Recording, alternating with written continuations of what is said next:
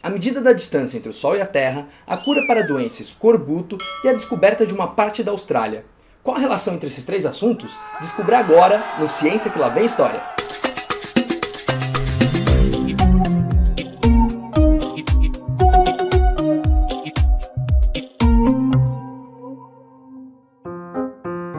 Em meados do século XVIII, os cientistas da época estavam determinados a medir a distância entre a Terra e o Sol, pois a partir dela seria possível determinar a distância entre todos os outros planetas do Sistema Solar.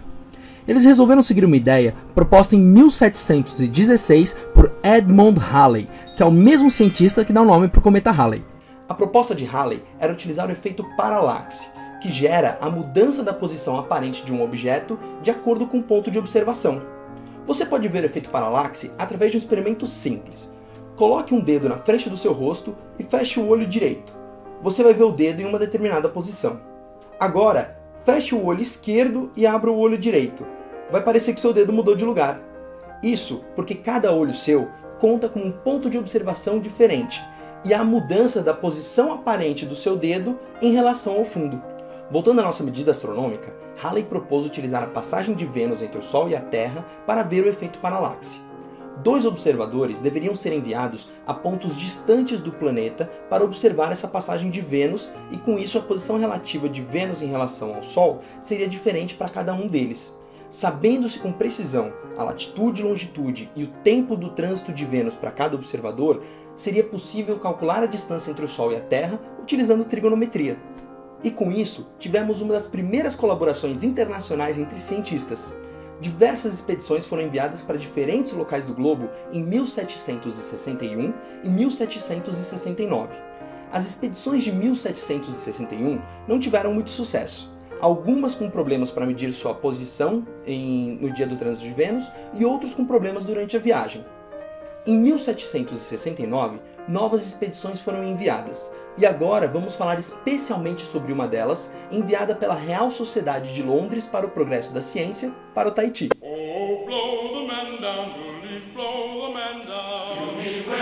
O astrônomo responsável pela medida chamava-se Charles Green, mas uma expedição como essa para um canto remoto do planeta era muito cara. Com isso, também eram enviados botânicos, geógrafos, desenhistas para fazer registros de todas as novas descobertas. O chefe da expedição científica era um botânico chamado Joseph Banks, mas o comandante de toda a expedição era um oficial da marinha muito experiente, o capitão James Cook, que também era geógrafo e etnógrafo por sinal. A expedição partiu em 1768 e retornou em 1771, tendo registrado com sucesso o trânsito de Vênus em 1769.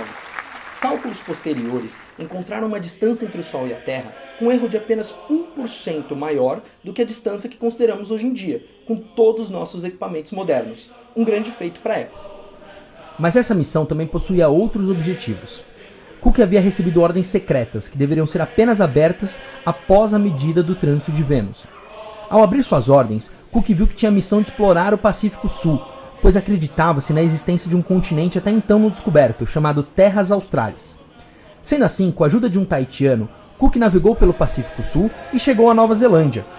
Mas Cook não foi o primeiro a chegar na Nova Zelândia, pois o holandês Abel Tasman já havia chegado lá em 1642. Por 6 meses, Cook navegou pelas ilhas, realizando um mapeamento preciso da região. E com isso acreditava que sua jornada estava concluída, pois nem ele botava muita fé na existência do continente Terras Australis. Devido à condição de seu navio, e para explorar melhor aquela região, Cook decidiu voltar pelas Índias Orientais, ao invés do Estreito de Magalhães por onde tinha vindo. E foi assim que no dia 20 de abril de 1770, a expedição de Cook chegou na baía de Botany Bay, descobrindo uma parte inexplorada da Austrália. Até então, apenas a parte oeste da Austrália havia sido descoberta pelos holandeses, que a batizaram de Nova Holanda. Cook navegou por toda a costa leste, que ainda estava inexplorada, e clomou essas terras para a coroa britânica, dando o nome de New South Wales.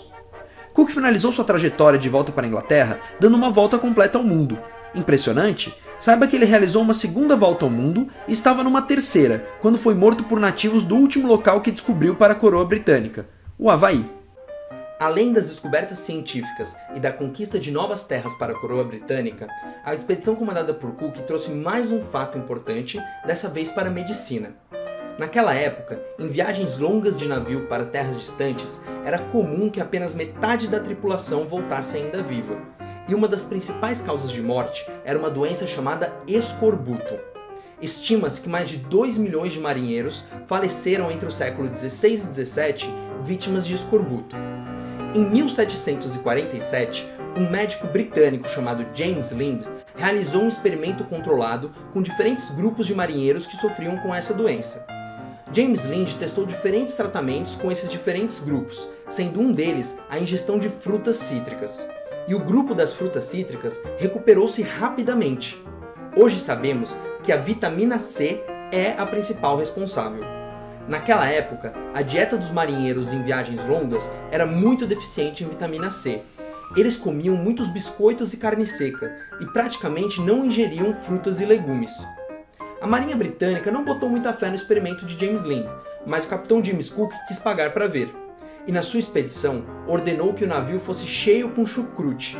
E além disso, ordenou que os marinheiros deveriam comer muitas frutas e legumes em terra seca. Resultado? Nenhum marinheiro faleceu vítima de escorbuto durante essa expedição. E nas próximas décadas, marinhas do mundo todo adotaram a dieta náutica de Cook, poupando vida de marinheiros no mundo todo. Esse vídeo foi baseado no livro Uma Breve História da Humanidade Sapiens, do autor Yuval Noah Harari, e ele faz uma reflexão interessante no final. Mesmo com todas essas descobertas, a expedição de Cook pavimentou o caminho para a colonização da Austrália, que levou ao falecimento de 90% da população aborígene local. E no caso da ilha da Tasmânia, toda a população nativa faleceu, não há um descendente ainda vivo, mostrando que mesmo com o progresso da ciência, nem sempre mostra-se o melhor lado da humanidade. Espero que você tenha gostado do vídeo, e se ainda não se inscreveu, lembra de se inscrever aqui embaixo, tocar no sininho, dar sua curtida e compartilhar por aí. Se quiser, escreve um comentário também. Espero ver você no próximo Ciência que lá vem História.